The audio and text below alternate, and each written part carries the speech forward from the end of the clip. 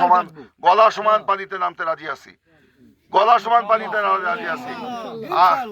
আপনাদের উন্নয়নের দায়িত্ব আমার নিজের কাঁধে তুলে দিলাম, আমার দায়িত্ব আপনাদের কাছে দিয়ে গেলাম। আপনারা আমার দায়িত্ব পালন করবেন আগামী নির্বাচনে, পারবেন কিনা বলেন? এক একজন প্রিন্স হয়ে কাজ করতে হবে, দল মত নির্বিশেষে। ইমরান সালে প্রিন্সকে এমপি বানানোর জন্য নয়, নিজেদেরকে এমপি বানানোর জন্য করবেন, নিজেদেরকে করবেন। কারণ আমার বক্তব্য আমি স্পষ্ট বলেছি, আপনাদের ছাড়া আমি কোনো কাজ করব না।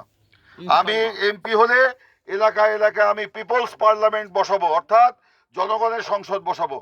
প্রতি 100 দিনে একবার জনগণের সংসদ বসিয়ে আপনাদের কাছ থেকে পরামর্শ নিয়ে কোন কাজটা আগে করতে হবে, কোন কাজটা আগে করলে এলাকার উন্নয়ন হবে, পরিকল্পিতভাবে আমরা এলাকার উন্নয়ন করব।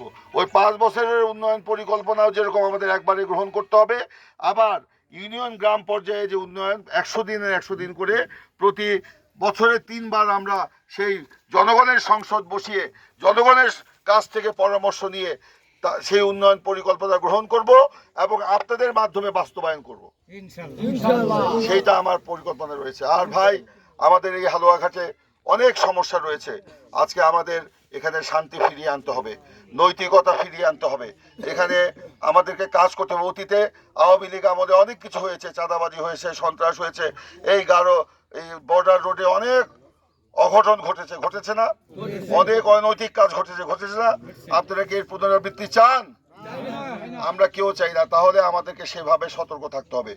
আর বিএনপির নাম ব্যবহার করে, আমার নাম ব্যবহার করে যদি কেউ এখানে কোনো অনৈতিক কাজ করতে চায়, আপনাদের